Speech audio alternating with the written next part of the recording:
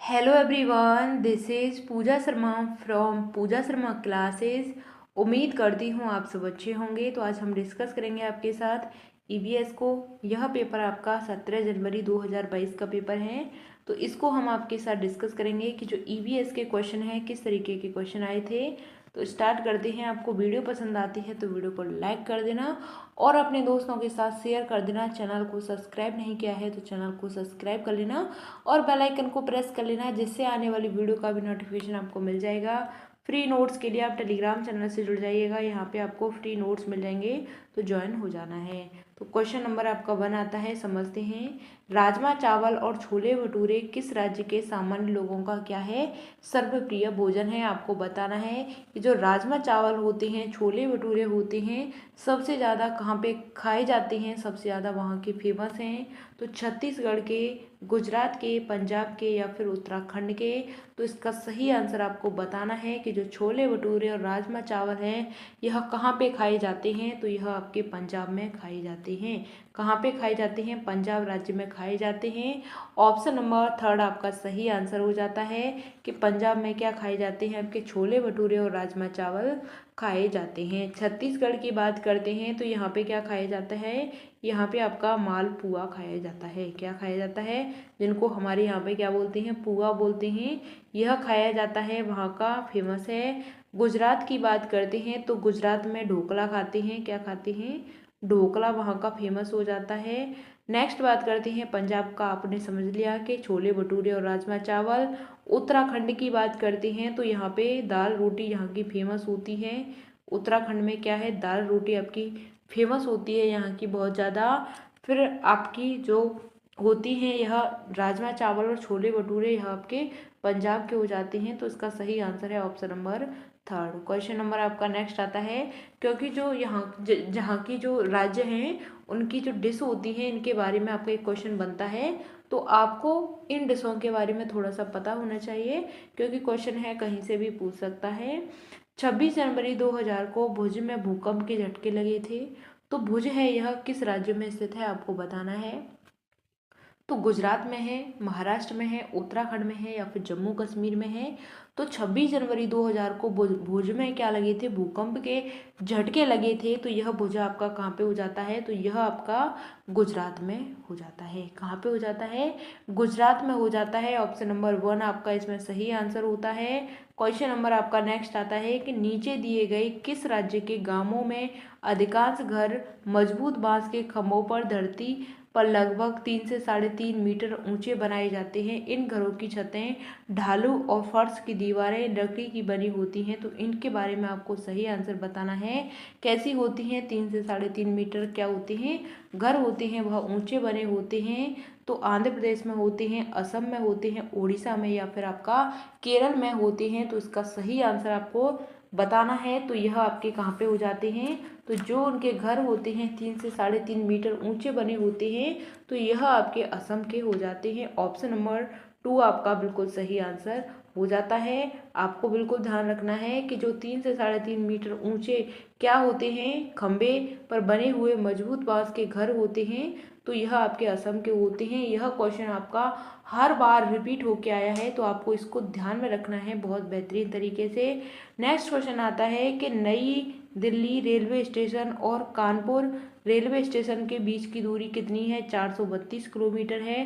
कोई ट्रेन 16 दिसंबर 2021 को 21:45 पर कानपुर से कहाँ पे जा रही है, प्रस्थान करेगी नई दिल्ली की तरफ, और रेलवे स्टेशन से 17 दिसंबर 2021 को 5:45 पर पहुंच जाती है। तो यहाँ की जो ट्रेन की यात्रा है इसकी आपको क्या बतानी है, औसत चाल बतानी है। तो किस तरीके से आपको इस क्वेश्चन को सॉल्व करना चाहिए, आपको एग्जाम में ऐसे ही क्वेश्चन मिलेगा या यहाँ से आपका औसत चाल से ये क्वेश्चन बनता है, बिल्कुल फिक्स है यहाँ से आना। तो समझते हैं कि जो दूरी है कानपुर से और नई दिल्ली की कितनी है। तो यह आपकी जा रही है 16 दिसंबर को जा रही है, 17 को पहुँच रही है। यहाँ तक बात क्लियर। अब हम बात करते हैं कि जो आपको यहाँ पे समय दे रखा है 21:45। क्या समय है? 21:45 आपका समय दे रखा है। इस समय पर क्या करती है, जाती है, और कब पहुंचती है? 17 तारीख को पहुंच जाती है 5:45 पर। 5:45 45 मिनट पर पहुंच जाती है। तो आपको इसका सही आंसर बताना है। तो समझते हैं, 21:45 का मतलब क्या हो जाता है आपका 9 हो जाता है। क्या हो जाता है 9:45 हो जाता है। तो 10 बजने में आपकी 15 मिनट बाकी बचती हैं। इस 15 मिनट को यहाँ पे निकाल लिया हमने, बजा दिया आपके यहाँ पे क्या 10 बज गई। फिर उसके बाद में हमने किस तरीके से हम चले तो इसको थोड़ा सा समझते हैं। हमको कितना जो समय है, समय लगा, इसको थोड़ा सा समझते हैं। तो समझते हैं 10 मिनट जो 10 हो गए आपके यहाँ पे हो गए, 15 मिनट आपकी यहाँ पे हमने अलग निकाल ली हैं। ठीक, तो 5:45 पर पहुँच रही है। 5:45 का मतलब क्या हो जाता है आपका सुबह का हो जाता है। तो हमें यहाँ तक पहुँचने में, यानी कि यह बज रहे थे आपके 16 तारीख को रात के 10 बज रहे थे और 17 तारीख को 5:45 पर पहुंच जाती है। तो 5:45 का मतलब क्या हो जाता है आपका सुबह के पहुंच जाती है और यह आपके रात के होते हैं। दूसरा दिन लग जाएगा आपका 12 बजे के बाद। तो आपको समय लगाना है 10 से 5। तो यहाँ तक आपके कितने घंटे हो गए, 5 घंटे हो गए। 45 मिनट और 15 मिनट आपको इनको जोड़ ही दिया तो 1 घंटा हो गया आपका, यानी कि 6 घंटे आपके क्या लग जाते हैं, टोटल आपके 6 घंटे लग जाते हैं। यहाँ तक बात क्लियर। 6 घंटे नहीं आपके, दोबारा से समझिए, 8 घंटे लगते हैं। दोबारा से समझिए,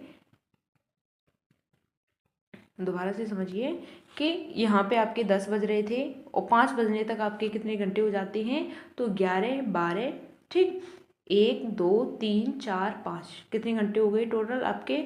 यहाँ तक 5 बजने तक आपके 7 घंटे हो जाते हैं। 7 घंटे प्लस में आपकी 45 मिनट ये रखी और 10 मिनट 15 मिनट ये रखी, तो इनको मिला करके आपका क्या बन जाता है, 1 घंटा बन जाता है। तो टोटल आपका कितना समय लग जाता है, 8 घंटे लग जाते हैं। 8 घंटे आपके लग जाते हैं, यानी कि रात के क्या बज रहे थे, 21 बज के आपके 15 मिनट हो रही थी, यानी कि 9:15 हो रही थी। सुबह 5:45 पर पहुंच जाती है। तो इनको जो समय होता है टोटल क्या होता है, 8 घंटे का समय लगता है।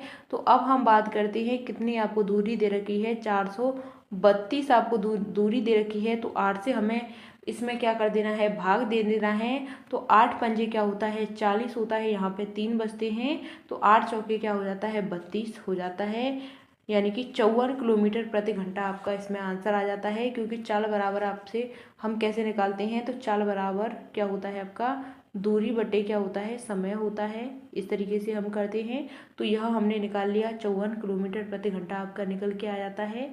फिर 54 किलोमीटर प्रति घंटा को हम किस में बदलेंगे, इसको मीटर प्रति सेकंड में बदलेंगे। तो हम यहाँ पे निकालेंगे 54 गुणा मीटर प्रति सेकंड में बदलने के लिए हमें 5/18 से गुणा करना होता है। तो 18 तिया क्या होता है, 54 होता है, 5 तिया 15 हो जाता है। तो 15 मीटर प्रति सेकंड आपका क्या आ जाता है, आंसर आ जाता है 15 मीटर प्रति सेकंड। ऑप्शन नंबर आपका इसमें 4 सही हो जाता है। क्या हो जाता है, 4 सही हो जाता है, 15 मीटर प्रति सेकंड। लेकिन जो आयोग है, आयोग ने क्या माना था इसका आंसर, तो इस क्वेश्चन का आयोग ने आंसर माना था 20 मीटर प्रति सेकंड। यह आपका आंसर माना था आयोग ने, यह वाला थर्ड वाला। लेकिन इसका सही आंसर होता है ऑप्शन नंबर 4। क्वेश्चन नंबर आपका नेक्स्ट आता है कि कक्षा 5 की पर्यावरण अध्ययन की NCERT की पाठ्य पुस्तक में छपे गोलकुंडा किले के मानचित्र में पैमाना इस प्रकार दिया गया है कि पैमाना 1 सेंटीमीटर 110 मीटर। यदि मानचित्र एक पर फतेह दरवाजा और पतनचेरू दरवाजे की नापी गई दूरी इतनी है, तो आपको बताना है कि कम से कम जो वास्तविक दूरी है, क्या वास्तविक दूरी हो सकती है इसकी। तो इसका सही आंसर आपको बताना है। ऐसे क्वेश्चन को हम कैसे सॉल्व करते हैं तो समझते हैं। आपको कितना दे रखा है, 15.5 दे रखा है, 15.5। यहाँ पे आपको 1 से 10 दे रखा है। तो इससे आपको क्या करना होता है, गुणा कर देना होता है। क्या करना होता है, 15.5 का 110 में हम गुणा करेंगे तो आप गुणा करने के बाद में आपका 1705 आ जाएगा। क्या आ जाएगा, 1705 आ जाएगा आपका गुणा करने पर। यहाँ तक बात क्लियर। आप इसको गुणा कर लेना, क्योंकि मैं ज़्यादा करूँगी तो वीडियो लंबी हो जाएगी।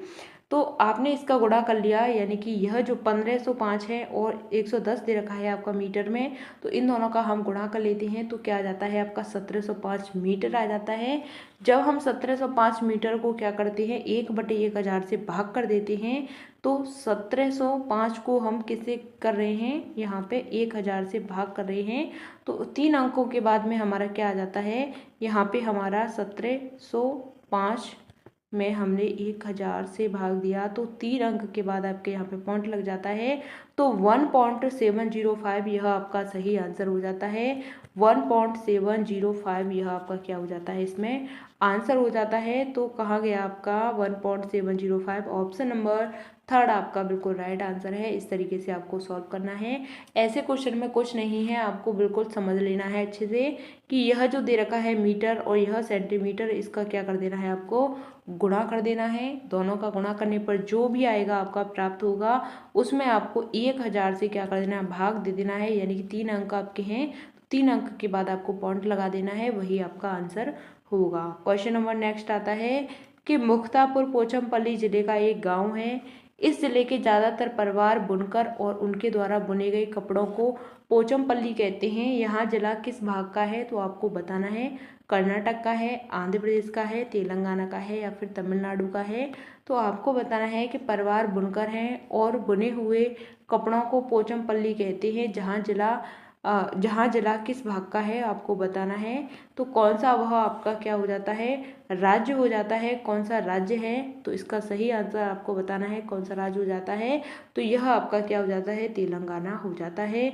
यहाँ पे पोचमपल्ली, यहाँ पे तेलंगाना में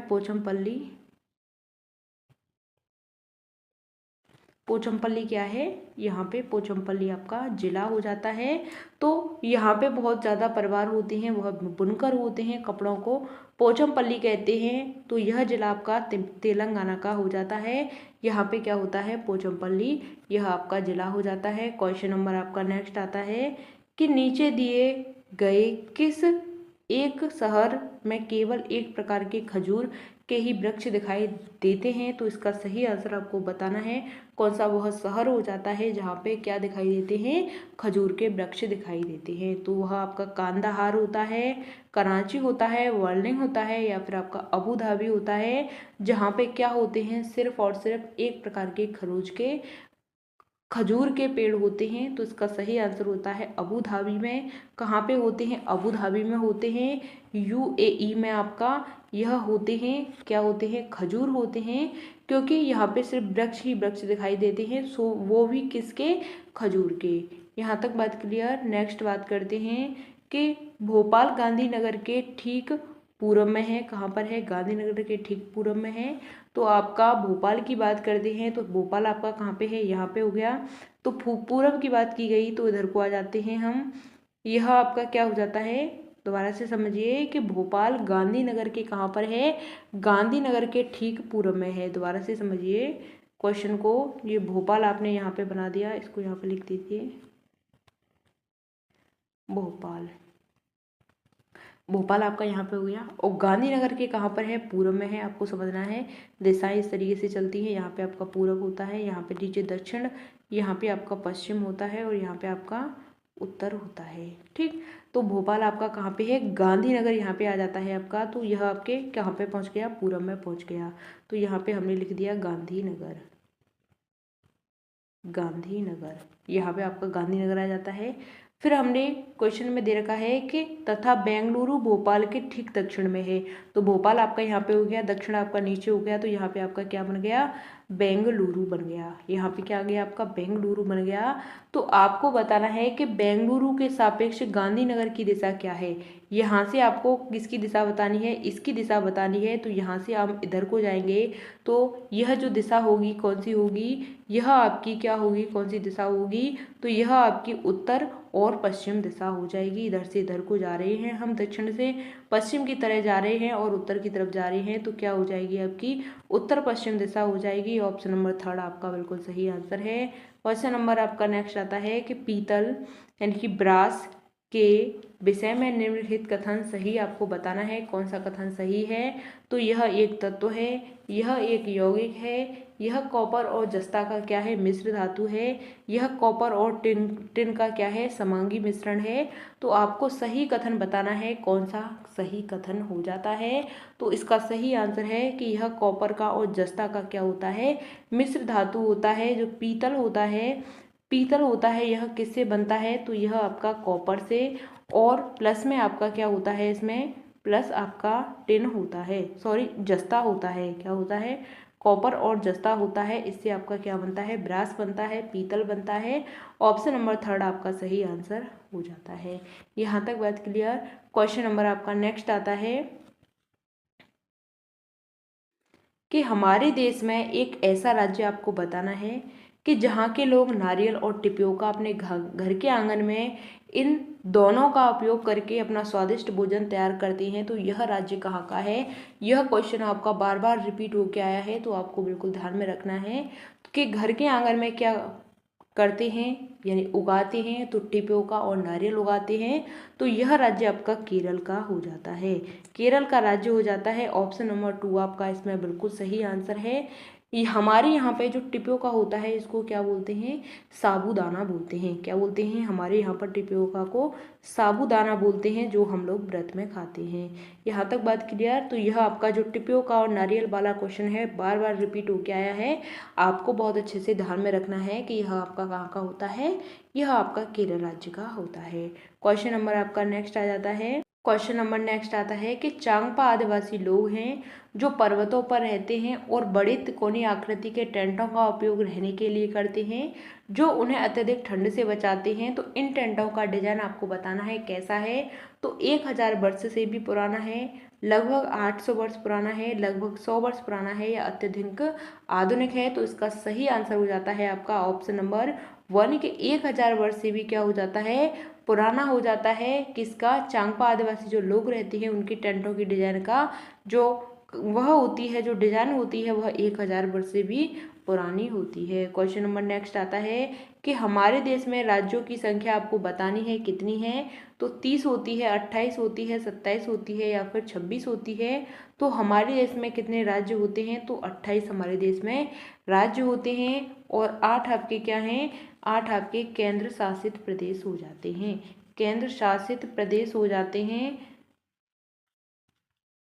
8 आपके। ठीक है, आपको ध्यान में रखना है। नेक्स्ट बात करते हैं। क्वेश्चन नंबर आपका नेक्स्ट आता है कि नीचे दिए गए उन 3 राज्यों के एक समूह को चुनिए जिनके राज्यों को समुद्र तट की जो बंगाल की खाड़ी पर है। तो आपको बताना है कहाँ पर है, बंगाल की खाड़ी पर है।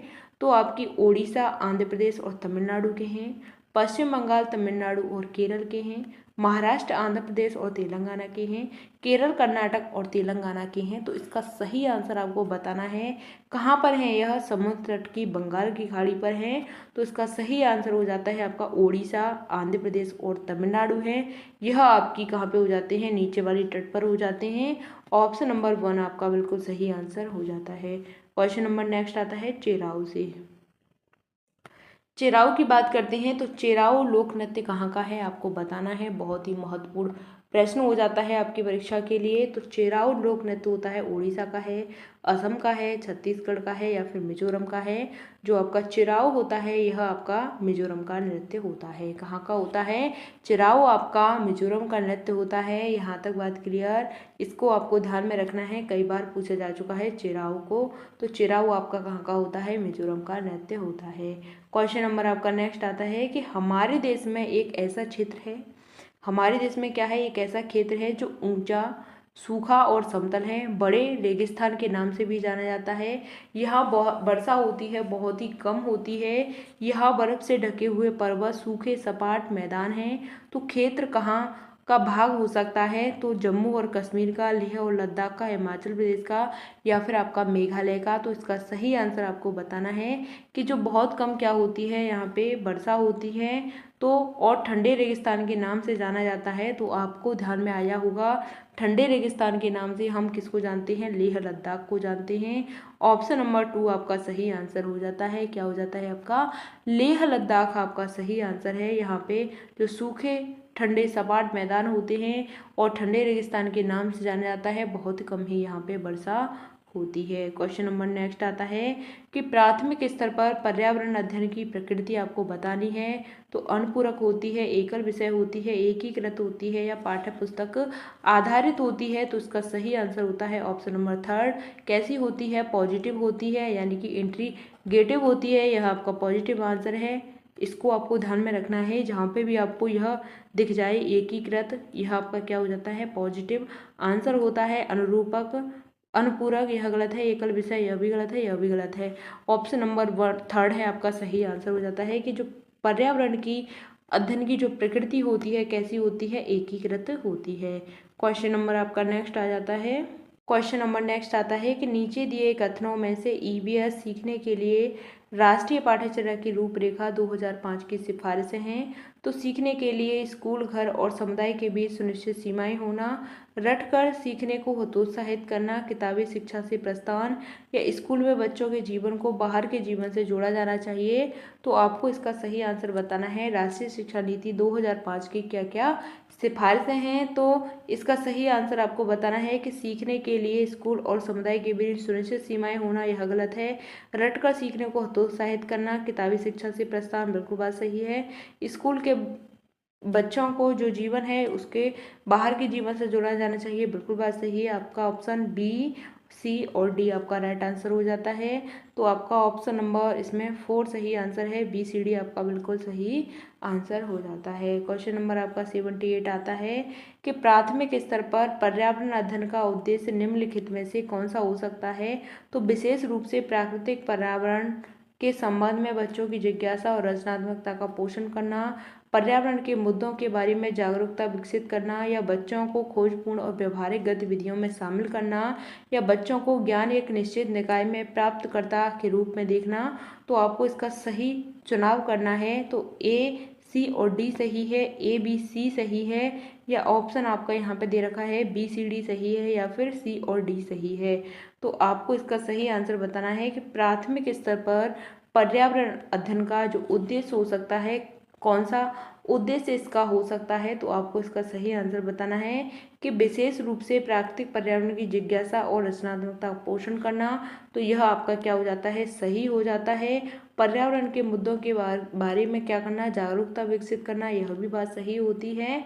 नेक्स्ट आता है आपका कि बच्चों को खोजपूर्ण और व्यवहारिक गतिविधियों में शामिल करना, बिल्कुल बात सही है। निश्चित निकाय में प्राप्तकर्ता के रूप में देखना, यह आपका गलत हो जाता है। ऑप्शन नंबर आपका 1, 2 और यह 3 सही हो जाता है। ए बी सी आपका सही आंसर है। ऑप्शन नंबर इसमें 2 आपका बिल्कुल राइट आंसर हो जाता है। क्वेश्चन नंबर नेक्स्ट आ जाता है आपका कि प्राथमिक स्तर पर पर्यावरण अध्ययन की शिक्षा शास्त्र के संबंध में निम्नलिखित में से कौन सा कथन क्या है, सत्य है। तो यह बाल केंद्रित शिक्षा है, या फिर यह किताबी है, इसमें प्रेक्षक के रूप में शिक्षक शामिल होते हैं, यह पुनरावृत्ति प्रथाओं का केंद्रित है। तो इसका सही आंसर आपको बिल्कुल बता देना है कि क्या सत्य है, क्या है सत्य है। तो यह आपका क्या आंसर है कि प्राथमिक स्तर पर पर्यावरण अध्ययन की शिक्षा शास्त्र के संबंध में कौन सा कथन क्या है, बिल्कुल सत्य है। तो इसका सही आंसर हो जाता है कि यह एक बाल केंद्रित है। क्या है, बाल केंद्रित है। ऑप्शन नंबर 1 आपका बिल्कुल सही आंसर हो जाता है। क्वेश्चन नंबर नेक्स्ट आता है आपका कि प्राथमिक स्तर पर ईवीएस के सीखने सिखाने की प्रक्रिया शिक्षकों के लिए चुनौतीपूर्ण है। तो बच्चों के लिए रचनात्मक और पहल करने के लिए, बच्चों के द्वारा रटकर सीखने के लिए, अवधारणाओं का वर्णन करने के लिए ईवीएस पाठ्य पुस्तकों को सीखने के एकमात्र संसाधन के रूप में उपयोग करने के लिए। तो आपको इसका सही आंसर बताना है कि शिक्षकों के लिए क्या है, चुनौतीपूर्ण है। तो इसका सही आंसर बिल्कुल आपको बता देना है कि क्यों चुनौतीपूर्ण है। इसका सही आंसर आपका हो जाता है ऑप्शन नंबर 1 के बच्चों के लिए रचनात्मकता की पहल करने के लिए, यह आपका बिल्कुल सही आंसर हो जाता है। क्वेश्चन नंबर आपका 81 आता है कि निम्नलिखित में से कौन सी ईवीएस सीखने की अधिकतम सुविधा प्रदान कर सकता है। तो संदर्भ पुस्तकें, कहानी और आख्यान, पाठ्य पुस्तक परीक्षा, या फिर विवरण। तो इसका सही आंसर है कि अधिकतम सुविधा प्रदान कर सकता है तो कहानी और आख्यान होता है। ऑप्शन नंबर 2 आपका इसमें राइट आंसर हो जाता है। क्वेश्चन नंबर नेक्स्ट आता है कि निम्न में से कौन प्राथमिक स्तर पर पर्यावरण अध्ययन की पाठ्यक्रम का विषय है, आपको बताना है। परिवार और दोस्त होता है, परिवहन के साधन होते हैं, जल संरक्षण होता है, या हमारा स्वभाव होता है। तो पाठ्यक्रम का एक विषय बताना है। तो परिवार और दोस्त हो जाता है। फैमिली एंड फ्रेंड्स यह हमारी क्या होती हैं, यह पर्यावरण की थीम होती हैं। थीम के बारे में थोड़ा सा समझ लेते हैं। तो 6 थीम होती हैं पर्यावरण की। कितनी होती हैं, 6 थीम होती हैं। परिवार और मित्र होता है, क्या क्या होता है, परिवार और मित्र होता है, फर्स्ट थीम है आपकी। दूसरे नंबर पर आती है आपकी भोजन, फूड की बात होती है। तीसरे पर आता है आपका शेल्टर यानी कि आवास की बात करते हैं। चौथे नंबर पर आता है आपका पानी। पांचवें नंबर पर आता है आपकी यात्रा। और छठवें नंबर पर आती है आपकी क्या आती है, चीज़ें जो हम बनाते हैं और करते हैं। चीज़ें जो हम बनाते हैं और करते हैं, यह आपकी 6 थीम हो जाती हैं पर्यावरण की। नेक्स्ट बात करते हैं, क्वेश्चन नंबर नेक्स्ट आता है आपका कि ईबीएस सीखने में क्रियाकलापों को करके सीखने का अनुभव प्रदान करने के लिए आयोजित किया जाता है। तो साइकोमोटर कौशल विकसित करने के लिए, जोड़ तोड़ कौशल विकसित करने के लिए, करके सीखने के लिए, याद रखने की क्षमता का विकास करने के लिए ABC सही है आपका, या BCD सही है, AC सही है, या फिर BD सही है। तो आपको इसका सही आंसर बताना है कि सीखने का जो अनुभव प्रदान करने के लिए क्या आयोजित किया जाता है। तो सीखने का अनुभव प्रदान करने के लिए हमारा जो साइकोमोटर कौशल होता है इसको विकसित करना होता है, जोड़ तोड़ कौशल को भी विकसित करना होता है, डेवलप करना होता है। करके सीखने के लिए भी यह लर्निंग बाय डू इसको भी क्या करना होता है, विकसित करना होता है। और यह आपका गलत हो जाता है याद रखने की क्षमता विकसित करने के लिए। तो ऑप्शन A, B और C आपका सही आंसर है। ऑप्शन नंबर इसमें 1 आपका बिल्कुल सही आंसर हो जाता है। क्वेश्चन नंबर आपका नेक्स्ट आता है कि ईबीएस यानी कि बच्चों को ईबीएस की सार्थक सीख दी जाती है यदि गतिविधियां आयोजित की जाती हैं, या फिर गतिविधियों के बाद में चर्चा आयोजित की जाती है, या शिक्षक के द्वारा बच्चों के स्थानीय संदर्भों के अनुसार गतिविधियां क्या की जाती हैं, संचालित की जाती हैं, या बच्चों के द्वारा डिजाइन किए गए समूहों में शिक्षक के द्वारा क्या दिया जाता है, बढ़ावा दिया जाता है। तो आपको इसका सही आंसर बताना है। तो गतिविधियां आयोजित की जाती हैं, यह गलत हो जाता है। गतिविधियों के बाद में चर्चा आयोजित की जाती है, बिल्कुल बात सही है। शिक्षक के द्वारा बच्चों के स्थानीय संदर्भों के अनुसार गतिविधियां संचालित की जाती हैं, बिल्कुल बात सही है। बच्चों के द्वारा डिजाइन तैयार किए जाते हैं और समूह कार्यों में शिक्षक के द्वारा बढ़ावा दिया जाता है। तो BCD आपके सही आंसर हो जाते हैं। ऑप्शन नंबर 2 इसका सही आंसर होता है।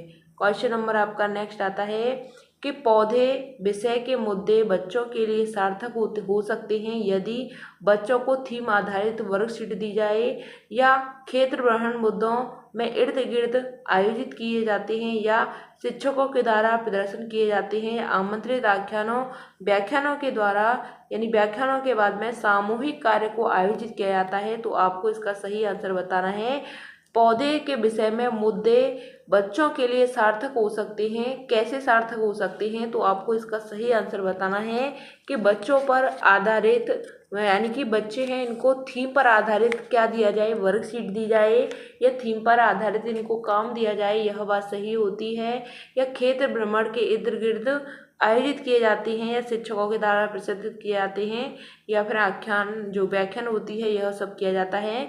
तो पर्यावरण के बारे में हम बात करते हैं तो घूमने वाली जो विधि होती है सबसे ज़्यादा बेस्ट होती है। तो क्षेत्र भ्रमण मुद्दों के इर्द गिर्द आयोजित किए जाते हैं, यह बात बिल्कुल सही है। ऑप्शन नंबर इसका 2 बिल्कुल राइट आंसर हो जाता है। क्वेश्चन नंबर आपका नेक्स्ट आ जाता है कि ईबीएस पाठ्य पुस्तकों के अलावा निम्नलिखित में से ईबीएस सीखने के लिए अधिकतम उपयोगी संसाधन हो सकता है। तो समाचार पत्र है, सर्वेक्षण है, ट्विटर है, या फिर समुदाय के सदस्य हैं। तो आपको इसका सही आंसर बताना है कि ईबीएस सीखने के लिए अधिकतम उपयोगी संसाधन क्या हो सकता है। तो ईबीएस सीखने के लिए सबसे ज़्यादा महत्वपूर्ण जो संसाधन होता है आपका समाचार पत्र होता है। समाचार पत्र होता है आपका, सर्वेक्षण भी हो जाता है आपका, ट्विटर आपका सोशल मीडिया होता है, समुदाय के सदस्य भी आपके सही आंसर हो जाते हैं। ऑप्शन नंबर A, B और D आपका राइट आंसर है। यहाँ पे ऑप्शन नंबर 1 आपका बिल्कुल सही आंसर हो जाता है कि ईबीएस सीखने के लिए संसाधन क्या हो सकता है, हमारे समाचार पत्र होते हैं, सर्वेक्षण करना होता है यानी घूमना होता है, और जो समुदाय के सदस्य होते हैं, यह आपका बिल्कुल सही आंसर हो जाता है। क्वेश्चन नंबर आपका नेक्स्ट आता है कि भोजन थीम से संबंधित सामाजिक सांस्कृतिक मुद्दों को प्रभावी ढंग से सीखा जा सकता है। तो समुदाय के बच्चों के माध्यम से यदि सर्वेक्षण किया जाता है, या क्षेत्र भ्रमण के माध्यम से यदि नारे बच्चों के द्वारा तैयार किए जाते हैं तो आपको सही चुनाव करना है। ABC सही है, ACD सही है, BCD सही है या फिर ABD सही है। तो बिल्कुल आपको इसका सही आंसर बताना है, क्या सही आंसर हो जाता है। भोजन हमारी थीम से संबंधित सामाजिक सांस्कृतिक मुद्दों को प्रभावी ढंग से सीखा जाता है। तो इसका ऑप्शन 1 सही होता है कि समुदाय के सदस्यों के माध्यम से। बिल्कुल बात सही है। सामाजिक संस्कृति की बात की गई है तो समुदाय के सदस्यों के माध्यम से हो जाता है। सर्वेक्षण भी किया जाता है इसका, क्षेत्र भ्रमण के माध्यम से भी होता है। लेकिन यदि नारे बच्चों के द्वारा तैयार किया जाते हैं तो यह आपका गलत हो जाता है। ऑप्शन आपका A, B और C आपका राइट आंसर हो जाता है। ऑप्शन नंबर 1 आपका बिल्कुल सही आंसर इसमें हो जाता है। क्वेश्चन नंबर आपका 88 आता है कि EVS सीखने के लिए समूह कार्यों को बढ़ावा दिया जाता है।